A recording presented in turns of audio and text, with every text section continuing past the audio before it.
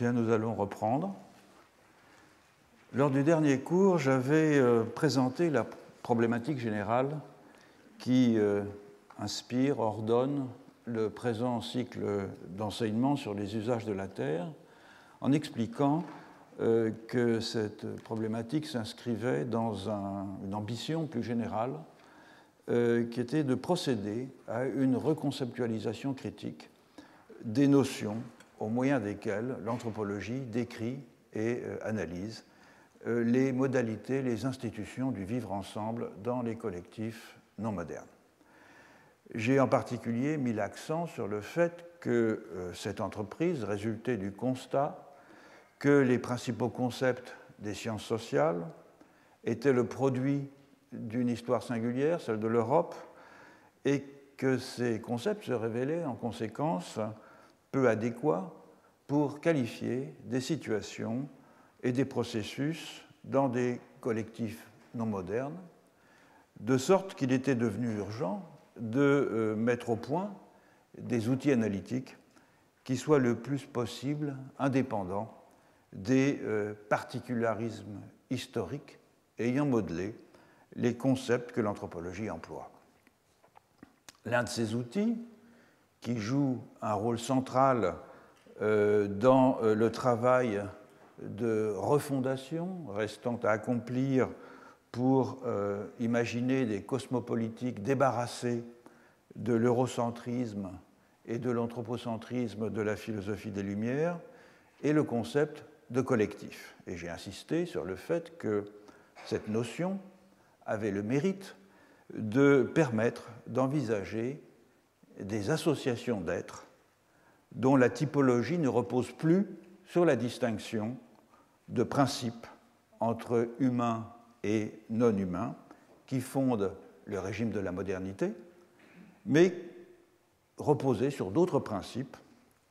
qui sont à la fois plus englobants et plus respectueux de la façon dont les peuples non modernes conçoivent les assemblages qu'ils forment avec d'autres éléments du monde. Ces principes de composition des collectifs, j'ai fait l'hypothèse qu'ils dépendaient de ce que j'ai appelé des modes d'identification, c'est-à-dire des différentes façons de détecter et de systématiser des continuités et des discontinuités entre humains et non-humains, dont l'anthropologie comparée nous offre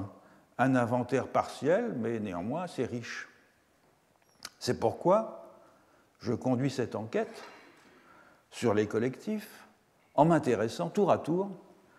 aux formes spécifiques qu'ils prennent en fonction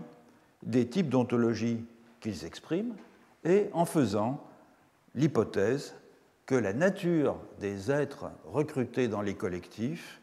les liens qu'ils tissent entre eux et les rapports qu'ils entretiennent avec d'autres êtres dans d'autres collectifs varient selon que le régime dominant est animiste ou naturaliste ou analogiste ou totémiste. Et parce que tant les humains que les non-humains sont toujours en relation avec des lieux qu'ils habitent, qu'ils parcourent, parfois qu'ils représentent et dont ils tirent profit, j'ai décidé de centrer l'analyse, pour l'essentiel, sur les genres de rapport à la Terre que chaque type de collectif a développé. J'avais commencé l'année dernière l'enquête dont je viens de tracer les grandes lignes en examinant d'abord les rapports à la Terre caractérisant des collectifs d'humains et des collectifs de non-humains, composés chacun des mêmes types d'êtres et régis par les mêmes types d'institutions, des collectifs monospécifiques donc, qui coexistent au sein d'un même espace et qui entretiennent entre eux toute une gamme de relations qui vont de l'échange à la prédation. Ce genre de collectif est typique de l'animisme donc, partout où il se déploie. Mais c'est surtout en Amazonie et en Sibérie septentrionale que j'en avais examiné les principes de composition et les modes de fonctionnement. Donc je voudrais rappeler en quelques mots les conclusions auxquelles j'étais parvenu afin de mettre en évidence les contrastes dans les modes de composition et les formes de territorialité des collectifs en régime animiste et ceux des collectifs que j'ai appelés analogistes, collectifs auxquels le cours de cette année va être consacré. Les différences entre les deux genres de collectifs, animistes d'un côté et analogistes de l'autre, sont multiples. Mais la plus importante réside dans la nature de leurs membres. Les collectifs animistes, je l'ai dit, sont monospécifiques. Ce sont des espèces conçues comme des tribus ou des tribus conçues comme des espèces, chaque collectif regroupant une seule catégorie d'êtres, une variété d'humains, pour ça qu'on emploie le terme tribu ou ethnie si vous voulez, une espèce animale ou végétale, une race d'esprit, etc. Tandis que les collectifs analogistes sont des ensembles sociocosmiques à composition hétérogène qui ramassent dans leur enceinte et enserrent dans leur subdivision interne la totalité des êtres reconnus par les éléments humains de cet assemblage. Alors revenons un instant aux spécificités des collectifs animistes. Il importe en premier lieu de rappeler que les collectifs humains sont vus en régime animiste à l'instar des collectifs animaux. Autrement dit, les outils, les armes, la langue, les parures, l'habitation, les techniques, les formes d'autorité, tout ce qui est d'ordinaire conçu par les modernes comme des attributs culturels typiques d'un groupe humain, tout cela est au contraire vu en régime animiste comme des attributs naturels intrinsèques à l'espèce particulière d'humain qu'il caractérise, de la même façon que la forme du bec, la couleur du plumage, le type de nid, le régime alimentaire et les messages sonores vont permettre de différencier telle ou telle espèce d'oiseau. En outre, les membres des collectifs animistes, je le rappelle aussi, se voient tous eux-mêmes comme des humains, quelle que soit par ailleurs leur forme générique, tandis que chacun de ces collectifs n'apparaît avec ses caractéristiques propres qu'aux yeux des autres collectifs. Autrement dit, l'identité d'un collectif, elle n'est jamais visible que par les autres. Et cette distorsion des points de vue que beaucoup de mythes amazoniens exploitent est toutefois loin de régir les interactions ordinaires entre les membres des collectifs humains et les membres des collectifs non humains, lesquelles interactions se réalisent surtout sous les espèces de rapports de personne à personne, marqués par des régimes de sociabilité et des systèmes d'attitude engageant des devoirs mutuels dont l'analyse révèle une véritable sociologie comparative. Alors, une caractéristique commune de la territorialité des collectifs animistes, c'est la différence dans la forme qu'elle revêt selon que l'on a affaire à des collectifs humains et à des collectifs non humains. Les tribus-espèces d'humains occupent en général des territoires qu'ils ne partagent pas avec d'autres tribus-espèces d'humains, tandis que les tribus-espèces de non-humains utilisent le plus souvent les mêmes espaces que les tribus-espèces d'humains et d'autres tribus-espèces de non-humains. Autrement dit, les territoires des humains qui, dans le monde animiste, exploitent en général les mêmes ressources, à l'échelle régionale bien sûr, et qui entrent ainsi en rapport avec les mêmes types de non-humains, ces territoires sont le plus souvent exclusifs et ils s'organisent selon un modèle concentrique avec un gradient de contrôle décroissant par rapport au site d'habitat. Tandis que les territoires non humains, ceux des animaux notamment, se structurent plutôt de façon complémentaire sur le modèle de la niche écologique dans laquelle cohabitent différentes tribus-espèces, soit pour exploiter des ressources différentes, soit pour partager la ressource, une ressource, sous le régime de la commensalité lorsque cette ressource est abondante. De ce fait, le rapport à la Terre des tribus-espèces humaines peut être assez différent de celui des tribus-espèces non humaines. Et j'en ai donné plusieurs exemples, j'en ai examiné plusieurs modalités l'année dernière, en Amazonie, en Nouvelle-Guinée, en Sibérie et en Mongolie. Je le rappellerai brièvement. Dans le premier cas, celui des Indiens Hatchoirs de la forêt tropicale humide de l'Équateur, qui vivent en habitat dispersé et ont une très faible densité démographique, on constate que plus les non-humains significatifs, qui jouent un rôle important à la fois sur le plan symbolique, disons, et dans la vie quotidienne, c'est-à-dire les mammifères terrestres et arboricoles et les esprits qui les représentent, plus ces non-humains sont localisés à la périphérie des aires parcourues chaque jour par les humains, plus leurs territoires propres deviennent nettement définis et plus leur collectif acquiert de l'autonomie, de l'indépendance vis-à-vis des collectifs des humains. Dans le deuxième cas, celui des Kassois de la région du Mont Bozavi en Nouvelle-Guinée, par contraste, les territoires des clans forment chacun des niches écologiques singulières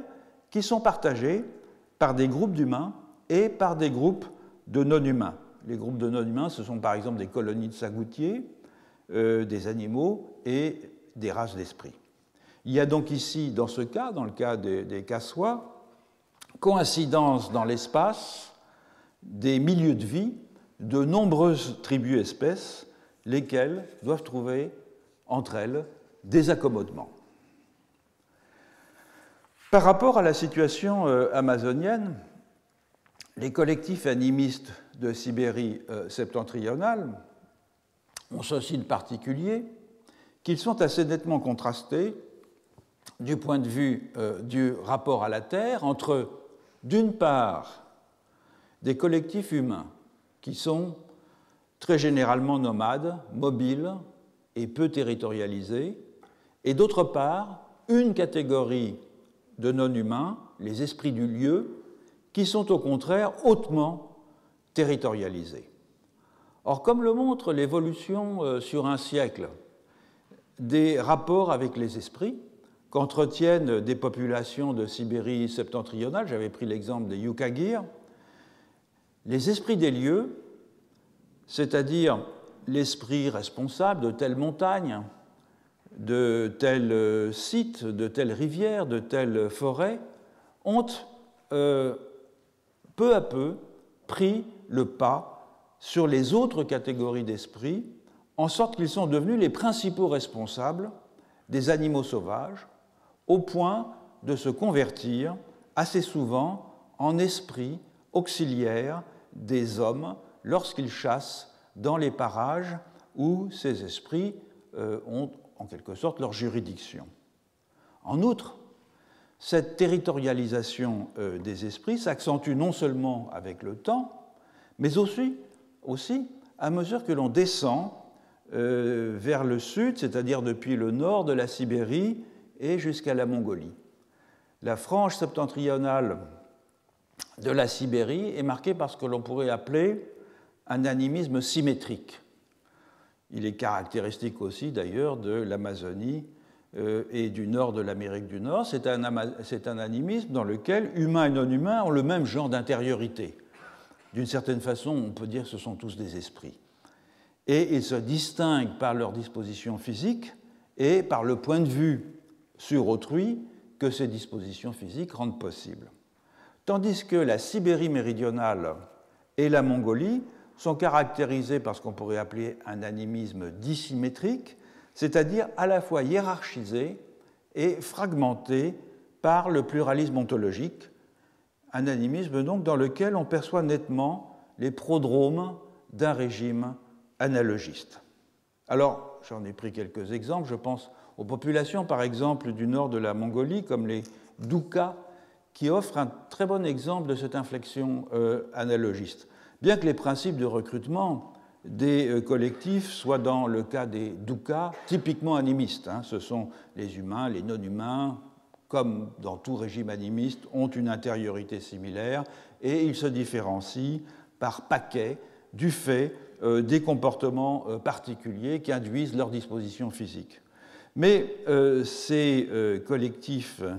et les êtres qui les composent sont néanmoins ordonnés par une double hiérarchie, une hiérarchie qui est à la fois interne au collectif humain et une hiérarchie entre les collectifs humains et les individus non humains d'autre part, de sorte qu'à chaque position statutaire chez les humains correspond une position statutaire chez les non-humains.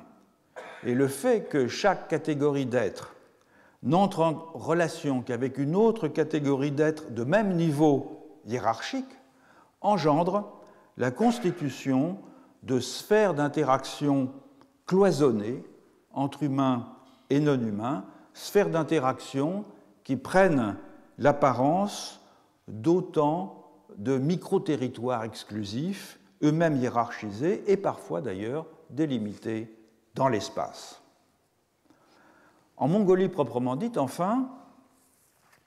dernier exemple que j'avais pris, chez les Dors, chez les Darhad, on constate un double phénomène. D'une part, la compartimentation des genres d'interaction entre les êtres augmente à mesure que devient prépondérant ce qu'on pourrait appeler le régime ontologique mongolien,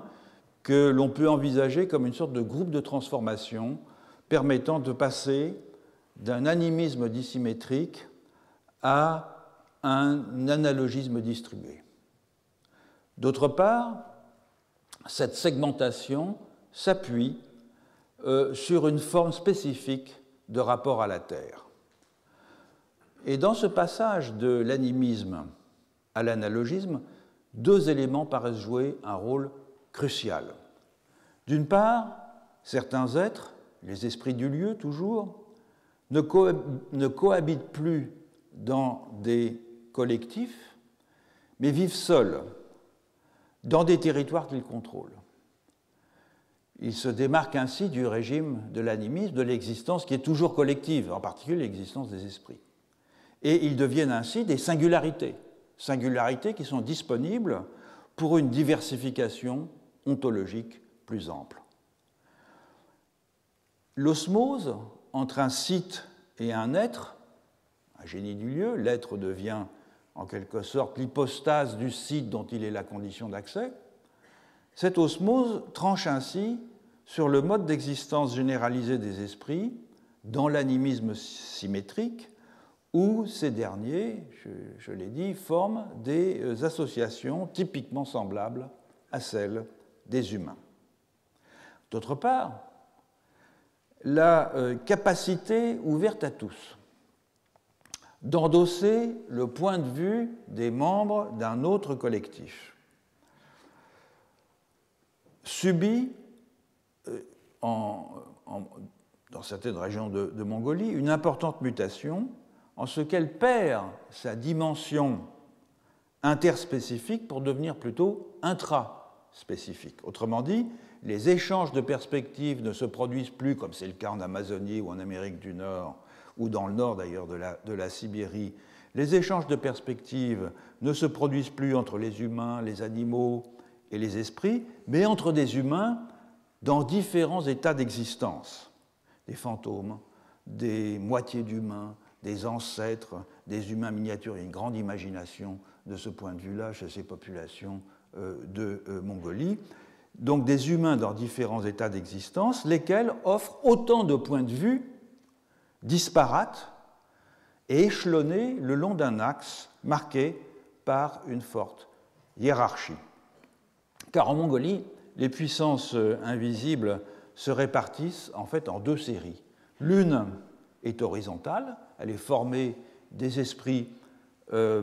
qui interviennent dans la vie des humains au quotidien. L'autre série est verticale et elle est composée par des êtres célestes hiérarchisés, qu'on appelle des ciels, Tenger. Ces ciels sont des générateurs de particularisme. Chaque ciel est en effet, chacun de ces êtres célestes hiérarchisés, est dépositaire d'attributs spécifiques qu'il contribue à entretenir et à diffuser, de sorte que la hiérarchie des ciels introduit la multiplication des singularités, et qui est une caractéristique des régimes analogistes, tandis que la série horizontale des esprits et des quasi-humains incarne le terreau commun de l'animisme symétrique. Or, les deux régimes ontologiques sont ici compatibles car ils fonctionnent dans des sphères et à des échelles différentes. Donc, en Mongolie, la notion classique de territoire, comme une portion d'espace appropriée et contrôlée par une société, est ainsi inadéquate. Elle l'est en particulier pour qualifier le mode d'existence spatial de la pyramide des points de vue transcendante, incarnée par les ciels, par ces êtres célestes hiérarchisés, et que le chaman s'efforce de gravir afin d'acquérir une perspective plus englobante, c'est-à-dire subsumant un grand nombre de perspectives subalternes. Donc chaque ciel a bien un domaine de compétence, représente un attribut singularisé du monde, mais il ne constitue pas une sphère d'interaction, à l'instar de la hiérarchie des domaines d'échange entre humains et non-humains, qui est caractéristique du cosmos de peuples plus septentrionaux comme les Doukas. Donc on est ici comme suspendu à l'orée de ces collectifs de type analogiste dans lesquels l'ensemble des êtres et des états du monde forment un gigantesque assemblage socio-cosmique sans extériorité véritable et dans lequel donc les territoires et les associations d'êtres distincts qui cohabitent en régime animiste cèdent le pas à une vaste totalité qui n'accueille pas la différence à son pourtour, mais qui la digère en son sein. Et c'est le rapport à la Terre dans ce genre d'assemblage qui va constituer l'objet du cours de cette année. Alors on vient d'entrevoir, par contraste avec les collectifs animistes, certaines caractéristiques des collectifs analogistes. Il est temps maintenant de mieux les définir, notamment pour les membres de l'auditoire qui ne sont pas familiers de ces concepts et des développements que je leur ai consacrés. Il faut toutefois auparavant dire un mot de ce qu'est une ontologie analogiste. Ce mode d'identification que j'ai décrit pour la première fois dans Par-delà nature et culture, il y a pas mal d'années, ce mode d'identification repose sur la conscience de l'émiettement de l'ensemble des existants en une multitude d'états, d'essences, de formes, d'aspects, de substances, de qualités, séparés par de faibles écarts, parfois ordonnés dans une échelle graduée, de telle façon que tous ces contrastes qui composent les objets du monde se trouvent disponibles pour être combinés dans un dense réseau d'analogies connectant les caractéristiques des objets distingués. Et cette manière de distribuer les différences et les ressemblances lisibles sur la face du monde est très commune. Elle s'exprime, par exemple, dans les corrélations entre microcosmes et macrocosme qu'établissent la géomancie et la divination chinoise, l'astrologie des civilisations antiques de la Méditerranée ou l'architecture sacrée médiévale. Elle s'exprime aussi dans l'idée, courante en Afrique, que des désordres sociaux, l'inceste, le parjure, l'abandon des rites, sont capables d'entraîner des catastrophes climatiques, ou au contraire, dans l'idée que la bonne santé du corps du roi est la condition de la fertilité du royaume. Elle s'exprime aussi dans la théorie médicale des signatures, qui fonde l'étiologie et la thérapeutique des maladies sur la ressemblance que des substances ou des objets naturels présentent avec des symptômes ou avec des parties du corps humain, et c'est une théorie aussi commune dans l'Europe prémoderne qu'en Extrême-Orient ou dans les civilisations précolombiennes de Mésoamérique. Dans tous ces systèmes de correspondance,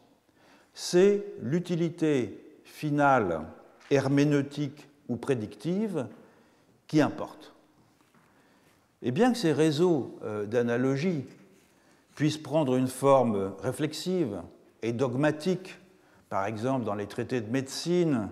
de la tradition chinoise ou de la Renaissance européenne, c'est au premier chef dans des dispositifs pratiques qu'ils sont repérables, dans les soins du corps et de l'âme, dans la prévision du futur, dans la disposition et l'orientation des sites et des édifices, dans l'appariement des personnes. Et à cet effet, toutes les similitudes et les résonances offertes à l'inférence par l'observation sont mobilisées au profit de la recherche du bonheur, du succès et de la santé, ou de la recherche des causes de l'infortune, du malheur et de l'échec, à partir de l'hypothèse que les qualités, les mouvements ou les modifications de structure de certains existants exercent une influence sur la destinée des humains ou sont eux-mêmes influencés par le comportement de ces derniers. Donc l'obsession de l'analogie devient un trait dominant, affirmé avec une vigueur d'autant plus obsessive que ses effets dans la vie quotidienne sont réputés plus cruciaux. Et c'est en raison de cette prépondérance, et malgré le fait indiscutable que la pensée analogique par ailleurs est universelle, que le qualificatif d'analogique m'a paru le plus idoine pour désigner ce schème d'identification. Pourtant, l'analogie n'est ici en quelque sorte qu'un remède à la conscience de ce que le monde est discontinu. Et le moyen donc d'entrecroiser des éléments disjoints dont il est composé en un tissu d'affinité et d'attraction signifiante ayant toutes les apparences de la continuité. Au fond, c'est la conscience du discontinu qu'on essaye d'effacer pour fabriquer une sorte d'illusion de continu. Mais c'est au fond, malgré tout, un échec, puisque c'est la différence infiniment démultipliée qui est l'état ordinaire du monde, ce que nous pouvons d'ailleurs constater chacun d'entre nous à tout moment. Et c'est la ressemblance qui devient le moyen espéré de rendre le monde intelligible et supportable. Alors, on a de très nombreuses illustrations de ce mode d'identification analogiste. Je pense évidemment à la Chine impériale, aux grandes civilisations de l'Extrême-Orient, mais aussi à la Polynésie, à la Mésopotamie, à la Grèce et l'Égypte ancienne, à l'Europe du Moyen-Âge et de la Renaissance, aux civilisations de l'Afrique de l'Ouest ou à celles des hautes terres du Mexique et du Pérou. De ce point de vue-là, on n'a pas défaut d'exemples à exploiter. Alors passons maintenant aux caractéristiques des collectifs dans lesquels une ontologie analogiste s'exprime. Ces collectifs furent jusqu'à une période récente, et pendant probablement assez longtemps,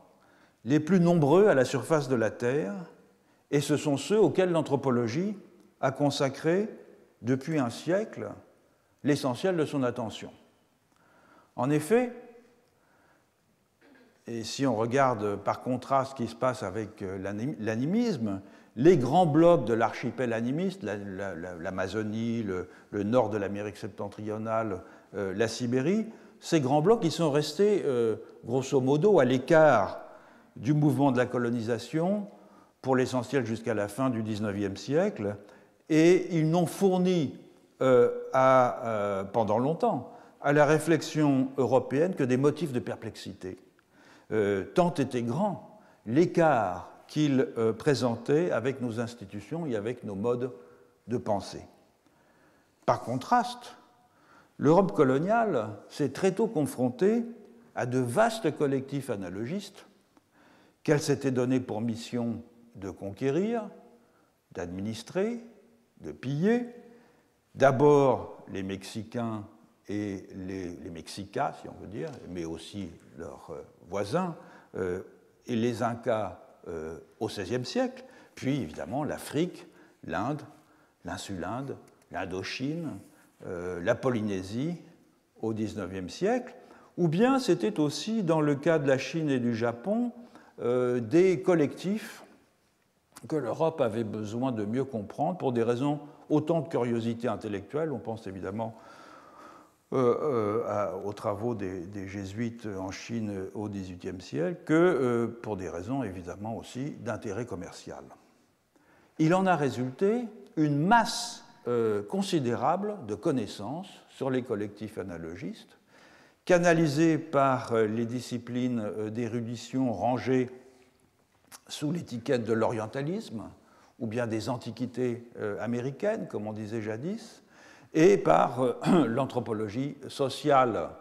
et culturelle, principalement l'anthropologie sociale et culturelle pratiquée par les deux grandes puissances coloniales modernes, l'Angleterre et la France. Pour ces raisons, en grande partie conjoncturelles, les collectifs analogistes dominent dans les objets d'étude de l'anthropologie, à tel point que l'on pourrait presque dire que l'anthropologie s'est construite à son insu comme une théorie implicite de ce type particulier d'assemblage. Quelle est la caractéristique principale de ce genre de collectif? Elle est très simple, c'est qu'il est coextensif avec le monde. Autrement dit, cosmos et société humaine sont ici indiscernables, quels que soient par ailleurs les types de segmentation interne qu'un ensemble aussi étendu requiert pour demeurer opératoire. Alors, en effet, aux yeux, bien sûr, de ceux qui le composent, ce genre de collectif est taillé aux mesures du cosmos tout entier, mais il est découpé en unités constitutives, interdépendantes, que structure une logique d'emboîtement segmentaire, d'où le rôle exorbitant, pourrait-on dire, que remplit l'analyse des systèmes segmentaires ou des sociétés segmentaires dans l'anthropologie sociale et culturelle française comme anglaise. Donc on a des lignages, des moitiés, des castes, des groupes de filiation de diverses natures qui vont étirer les connexions des humains avec les autres existants depuis l'inframonde jusqu'à l'empyrée. Et la sociologie, comme l'histoire, ont appelé ça des sociétés d'ordre, que l'on songe par exemple à la trifonctionnalité qui est repérée par Dumézil dans la mythologie indo-européenne avec sa séparation entre le domaine sacerdotal, le domaine guerrier et le domaine productif, que l'on songe à l'opposition classique qui avait été proposée par Henry Maine, l'un des fondateurs de l'anthropologie, un spécialiste de droit comparé, entre les sociétés à statut, qui sont en réalité typiques de l'analogisme, et les sociétés à contrat. Mais c'est une chose de dire que ce sont des sociétés d'ordre, et c'est le cas de le dire, mais c'est à la condition de préciser que ces ordres s'étendent bien au-delà de la sphère humaine. À la manière, par exemple, de la grande chaîne de l'être, c'est-à-dire cette conception du plan et de la structure du monde qui fut dominante durant le Moyen-Âge et à la Renaissance. Pour rappeler en un mot hein, la grande chaîne de l'être, et pour reprendre la définition d'Arthur Lovejoy, qui lui a consacré un ouvrage célèbre, cette chaîne, elle est composée, je cite Lovejoy, d'un nombre immense de liens se déployant en ordre hiérarchique depuis les sortes d'existants les plus humbles, à peine détachés de la non-existence, en passant par toutes les gradations possibles jusqu'à l'ens perfectissimum, chacune de ces sortes d'existence se distinguant de celle qui lui est immédiatement supérieure et immédiatement inférieure par le plus petit degré possible de différence. Ça pourrait être une très belle définition de l'obsession analogiste d'une certaine façon. Donc par ce dispositif ontologique, la grande chaîne de l'être, qui assure la distribution des êtres hein, dans tout l'univers, une solidarité générale est établie entre eux qui empêche de considérer les humains comme un ensemble aisément séparable, puisque et là, on a en matière on a chez les pères de l'Église beaucoup de réflexions sur cette question. Par exemple, chez saint Augustin, qui soutient qu'aucun maillon de la chaîne de l'être ne peut être privilégié, dans la mesure où seul est parfait l'ensemble que les choses ordonnées forment au regard du projet divin. Donc, si un collectif analogiste contient en droit le cosmos tout entier, rendant illusoire la possibilité d'isoler en son sein un ensemble autonome d'humains que l'on pourrait appeler une société. Chacun des segments qui composent cet ensemble est lui-même une association composite où figurent des humains, des sites, des animaux, des ancêtres, des montagnes, mille autres choses encore, qui participent à leur place à la diversité du monde, dont le collectif est l'expression. L'organisation des tzotzil et des tzeltal du Chiapas en sections endogames appelées Calpul, K-A-L-P-U-L, en est un bon exemple, après l'exemple que j'avais donné la semaine dernière de l'Aïlou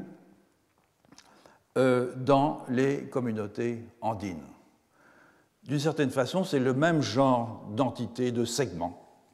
Qu'est-ce que c'est qu'un calpul? Ce sont des unités qu'on ne saurait vraiment définir ou qualifier comme des moitiés, encore qu'on l'a fait à une certaine époque dans la littérature ethnographique sur le Chiapas, puisque certaines communautés ont 3 ou 5 calpuls. Mais en revanche, ces unités possèdent certains des attributs caractéristiques des moitiés dans la littérature ethnographique. Ce sont des segments sociaux et cosmiques qui mêlent humains et non-humains, en même temps qu'ils constituent des personnes morales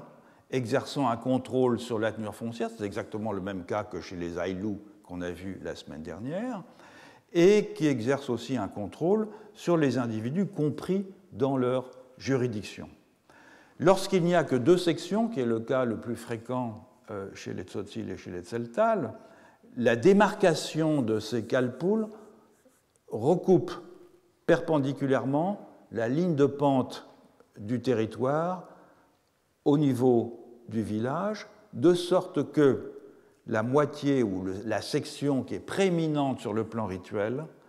sur le plan symbolique et parfois sur le plan démographique, se situe vers le haut, associée aux montagnes, aux divinités autochtones qui résident dans ces montagnes,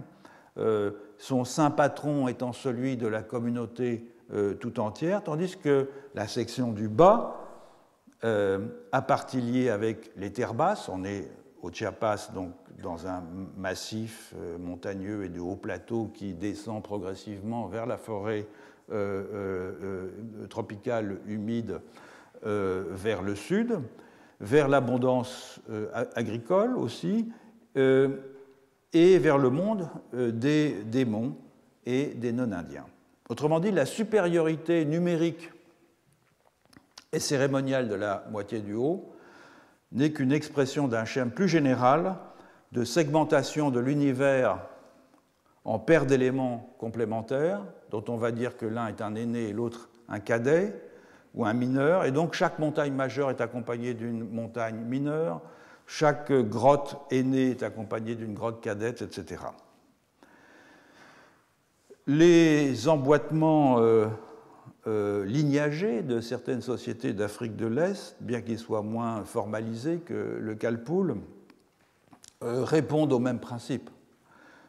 Soit que les lignages sont hiérarchisés selon l'ordre des segmentations successives par rapport au lignage souche, au lignage d'origine, soit qu'existent des sortes de castes lignagères que différencient les descendants de chefs, les maîtres de la terre, les forgerons, les captifs, et à cela s'ajoute en outre une distinction entre aînés et cadets qui joue à tous les niveaux comme un opérateur contrastif. Donc, comme l'exemple très brièvement évoqué des Tseltal et des Tzotzil l'indique, ou l'exemple des sociétés lignagères africaines, ou l'exemple de l'Aïlou tel que j'en ai parlé dans les communautés andines contemporaines, les collectifs analogistes ne sont pas nécessairement des empires, ne sont pas nécessairement des royautés, ne sont pas nécessairement des États. Certains d'entre eux ont des effectifs humains extrêmement modestes, qui ignorent les stratifications du pouvoir, les disparités de richesse. Mais ils ont tous en commun, néanmoins, que leurs parties constitutives sont hiérarchisées, ne serait-ce qu'à un niveau symbolique, sans effet direct, sur le jeu politique. Et la distribution hiérarchique y est souvent démultipliée à l'intérieur de chaque segment, délimitant ainsi à l'intérieur de chaque segment des sous-ensembles qui se trouvent les uns vis-à-vis des autres dans le même rapport hiérarchique que les unités de niveau supérieur. L'illustration la plus classique, évidemment, c'est celle du système des castes en Inde, dont le schème général de subordination se répète dans la succession des emboîtements de niveau inférieur, c'est-à-dire dans les sous-castes composant les castes, dans les clans composant les sous-castes, dans les lignées composant les clans, etc. Un autre trait caractéristique des collectifs analogistes sur lesquels nous allons nous étendre un peu dans ce cours, c'est l'usage répandu dans toutes les dimensions de l'existence des symétries spatiales et temporelles et des structures répétitives en abîme. C'est un système dans lequel se multiplient les quartiers, les orients, les étages qui se renvoient l'un à l'autre, l'idée du retournement du cosmos sur son axe, ou des cycles brefs de développement dont on a beaucoup parlé à propos des Mayas, la répétition du passé dans l'avenir, etc. Tous ces éléments sont des dispositifs qui permettent au fond qu'aucune singularité ne demeure en dehors du grand réseau des connexions. Et donc le rapport au sol joue ici un rôle extrêmement important, tant dans l'ordonnancement le long d'axes et de coordonnées que dans l'importance accordée à certains sites, qui sont généralement des sites cérémoniels, où sont périodiquement réaffirmés les droits aux ressources locales et les attachements à ceux qui rendent ces ressources locales accessible. Mais le rapport à la terre, il prend aussi un aspect singulier dans bien des collectifs analogistes, du fait qu'il est caractérisé par une sorte de souveraineté indirecte et distribuée. Le terroir agricole, les lieux de pêche, les territoires de chasse, les sites d'extraction de pigments, de fer ou d'argile, bref, la terre utile. Elle est sous le contrôle des segments composant le collectif, tandis que le cosmos, sa reproduction et sa fertilité sont en général sous le contrôle d'un seul individu, généralement un roi, qui ne rend de compte à personne. Car dans la grande majorité des royaumes précoloniaux d'Afrique, d'Asie, des Amériques, le monarque, ses parents, ses protégés ne possèdent pas la terre, dont ils ne peuvent donc tirer une rente directe. Ils sont plutôt vus comme des rouages dans un dispositif magico-religieux au cœur duquel se trouve le roi et qui fonctionne comme la condition pour que la terre, cette fois-ci avec un T majuscule, soit en harmonie avec elle-même, que les sols soient productifs et que la pluie arrive au moment opportun. Et s'il y a prélèvement de tribut, il intervient après la récolte et comme une sorte de compensation pour le fait que celle-ci ait été abondante. Dans le cas contraire, il faut plutôt craindre la colère des cultivateurs contre celui qui a pour mission d'assurer la fertilité du royaume. Une grande partie des richesses ainsi obtenues sont d'ailleurs redistribuées par le roi à ses courtisans ou investies dans des fêtes somptuaires, ostentatoires, données au profit de tous et célébrant l'unité du collectif. Donc ce que rapporte John Beattie, grand anthropologue d'Oxford, africaniste, à propos d'une population d'un royaume de l'Ouganda qui s'appelle un peuple qui s'appelle les Banyoro et le royaume s'appelle le Nyoro. Il a décrit ça dans une monographie qui s'appelle The Nyoro State, publiée en 1971. Ce qu'il dit pourrait être généralisé à bien des monarchies prémodernes. Je cite Beattie, le Mukama, c'est le nom local du roi, gouverne les gens gouvernent la terre. Le roi gouverne les gens gouvernent, les clans gouvernent la terre. Et comme le montre Beattie, dans ce royaume, qui fut autonome jusqu'à la fin du XIXe siècle, jusqu'à l'arrivée de l'armée anglaise, l'autorité politique est de fait divisée entre 4 catégories de personnes. En premier lieu, il y a le roi, le Mukama, qui possédait la totalité du pays, c'est-à-dire à la fois la terre et ce qu'elle contenait, et en vertu de cette souveraineté générale, le roi avait la faculté de déléguer à des chefs de rang divers son droit de contrôle sur des territoires et sur les populations qui les habitaient. Ces chefs donc tenaient leur pouvoir du roi et étaient responsables vis-à-vis de lui pour la bonne administration de leur zone. Et même s'ils recevaient à l'occasion un tribut en nature ou parfois en travail, des paysans qu'ils supervisaient, les chefs n'exerçaient une autorité que sur les gens et non sur les terres. Donc il ne s'agissait pas d'un servage au sens européen, c'est-à-dire d'une domination sur des personnes en tant qu'elles sont attachées à un lieu sur lequel s'exerce une souveraineté, puisque les personnes en question pouvaient, s'ils étaient mécontentes de leur chef, se déplacer librement dans la zone de juridiction d'un autre chef, qui était d'ailleurs une occurrence assez fréquente. Le troisième type de droit sur la terre était celui dont disposaient les chefs de lignage à l'intérieur des groupes claniques agnatiques, leur autorité étant restreinte à l'allocation de droit de culture et de résidence sur les territoires claniques. Enfin, le dernier type de droit sur la terre était celui des chefs de famille, à savoir le droit de construire une maison, c'était une affaire assez simple, ça se faisait en une journée, le droit de cultiver et le droit de faire paître le bétail, tout droit qui pouvait être abrogé en certaines circonstances. Alors de ces 4 types de droits sur la terre, on voit que 2 n'en sont pas vraiment. Ceux des différents types de chefs de district qui n'ont de souveraineté que déléguée parce que provenant du roi, pouvant d'ailleurs être supprimés à tout moment par le roi et s'exerçant sur des personnes et non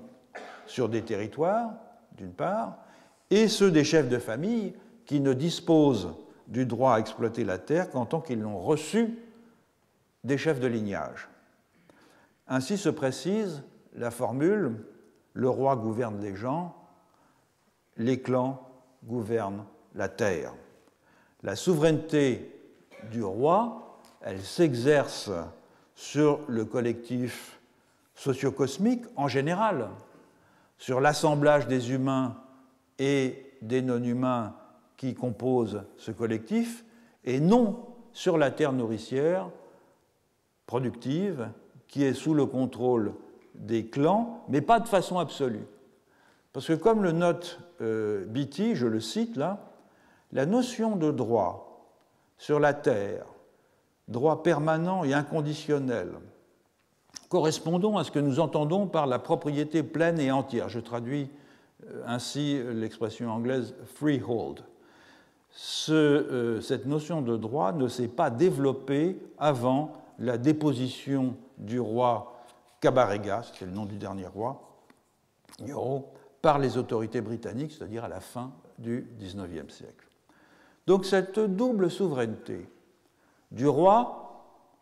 et des clans portait donc sur des choses différentes, rendant peu productive la notion même d'appropriation de la terre du fait de la diversité des régimes de contrôle de la terre et de la diversité des statuts de ceux qui exerçaient ce contrôle. Le cas du royaume Nyoro n'a rien d'exceptionnel, bien au contraire. Dans la plupart des royautés non européennes, lesquelles constituent l'une des formes les plus communes de collectifs analogistes, les communautés locales ou les groupes de filiation étaient les maîtres reconnus de la terre, au premier chef, parce que ces unités sociales étaient vues comme ayant reçu l'usufruit des droits d'usage du sol des vrais propriétaires de la terre ou de ses maîtres, à savoir les esprits, les divinités, les génies du lieu. Et comme on aura l'occasion de le voir dans des leçons ultérieures, la situation n'est guère différente dans les Andes. Comme l'écrit le regretté, parce qu'il est mort il n'y a pas très longtemps, andiniste Tom Zuidema, je le cite, dans différentes parties des Andes, l'eau pour l'irrigation était la propriété des premiers occupants qui formaient la strate la plus basse de la population. Les gens de rang plus élevé ne pouvaient obtenir des droits sur l'eau qu'avec le consentement des petits fermiers, les premiers utilisateurs de l'eau d'irrigation. Les mythes de fondation, poursuit-il, nous conduisent à croire que la situation était identique à Cusco sous les Incas. Donc plus généralement, c'est la capacité à incarner et donc à rendre possible une destinée commune, un projet partagé et une prospérité bénéficiant à tous, qui permet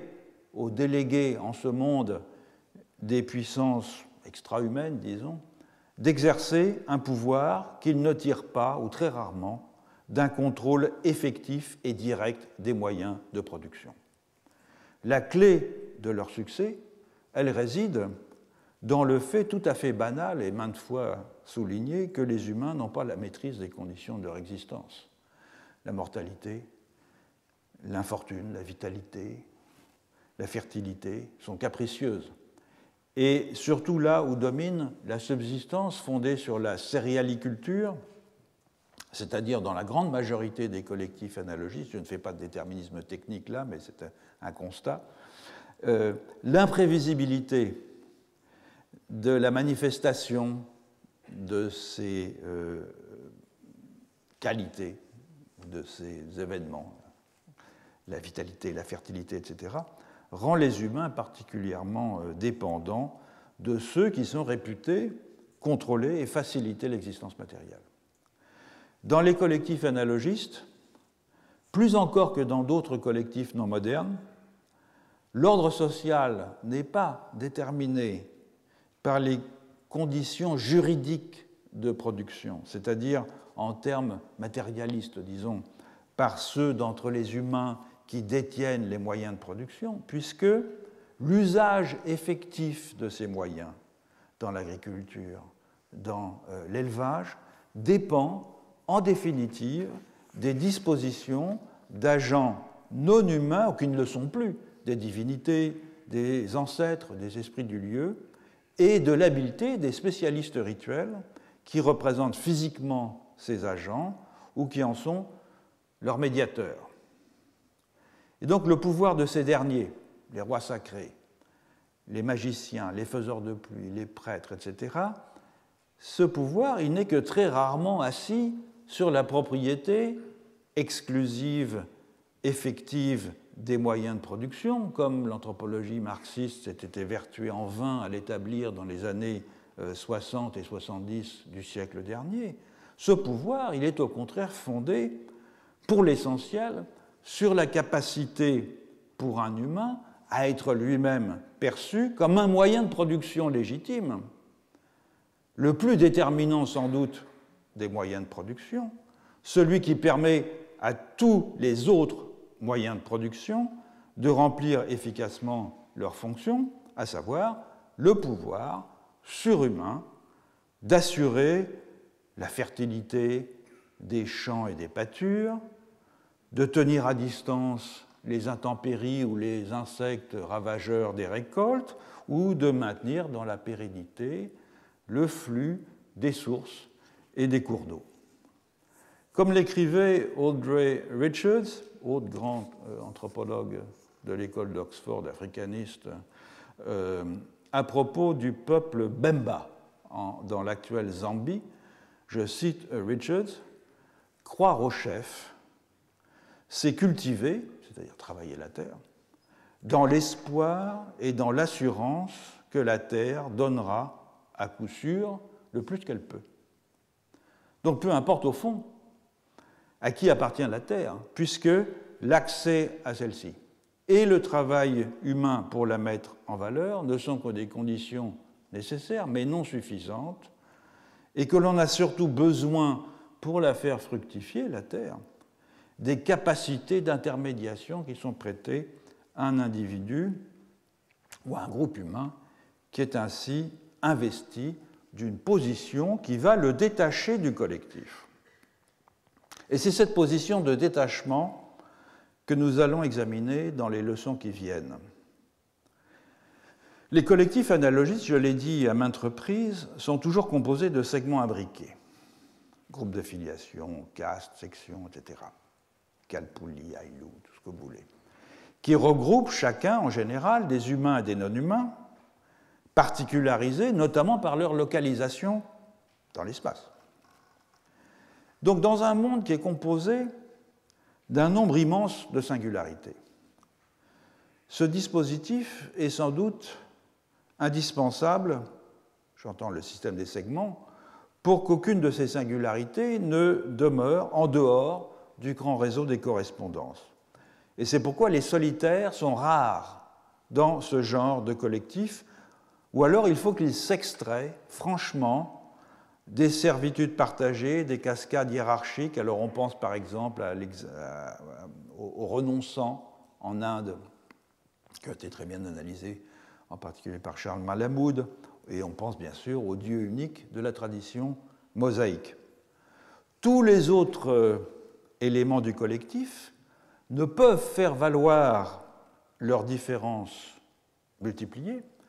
qu'à la condition de les voir recousus dans les emboîtements et dans les isomorphies auxquelles pourvoit le filet des coordonnées dans lequel chacun, humain ou non humain, se trouve captif.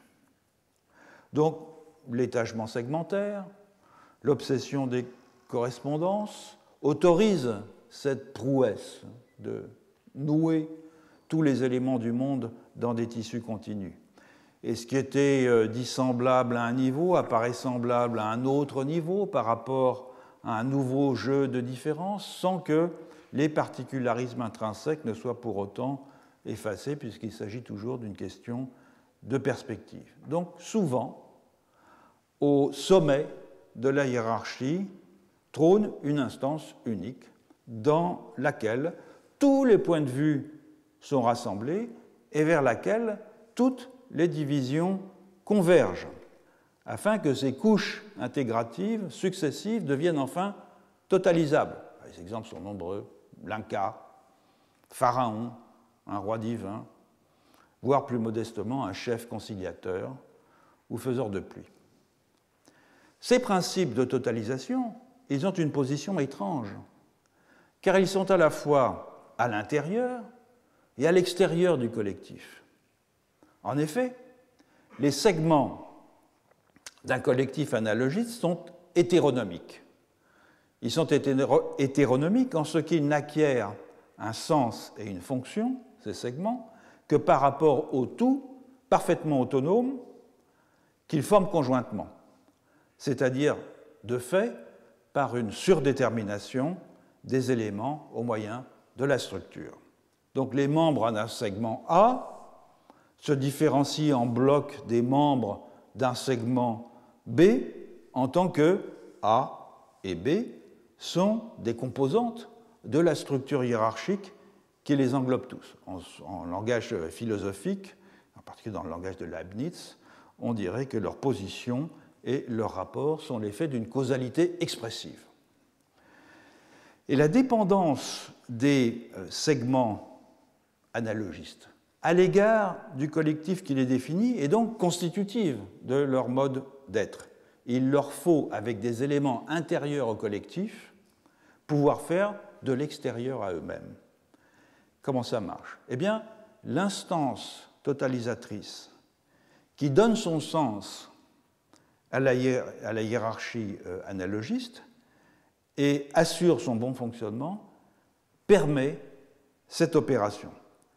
Quelle que soit la figure qu'elle adopte, en effet, cette instance totalisatrice résulte toujours d'une sorte de processus d'hypostase du collectif monde dont il faut assurer la stabilité et perpétuer la segmentation. Et l'hypostase la plus commune, eh bien, elle est de type métonymique. Une singularité exceptionnelle en vient à incarner non pas tant l'ensemble des autres singularités que la permanence de la totalité ordonnée qui structure ces singularités. C'est en général un individu humain, incarnation ou médiation d'une divinité, et qui se trouve à la fois à l'intérieur du collectif, spatialement il en occupe souvent le centre, sa capitale, son palais royal sont au centre de l'espace, du territoire, mais qui est en même temps aussi extérieur aux segments qui composent le collectif, puisqu'il est hors de la parenté et hors du système segmentaire. Le roi gouverne les gens, les clans gouvernent la terre. Donc cette dissociation, en fait, permet à cette instance totalisatrice de représenter le collectif aux yeux des segments. Et l'une de ces figures les plus communes, qui a été repérée très tôt, évidemment pas du tout dans le vocabulaire que j'emploie pour la définir, c'est le roi sacré dont James Fraser, dans le Rameau d'or, a été le premier à définir les caractéristiques. Donc je vais lui consacrer les prochaines leçons en utilisant principalement des exemples tirés de l'Afrique. Merci.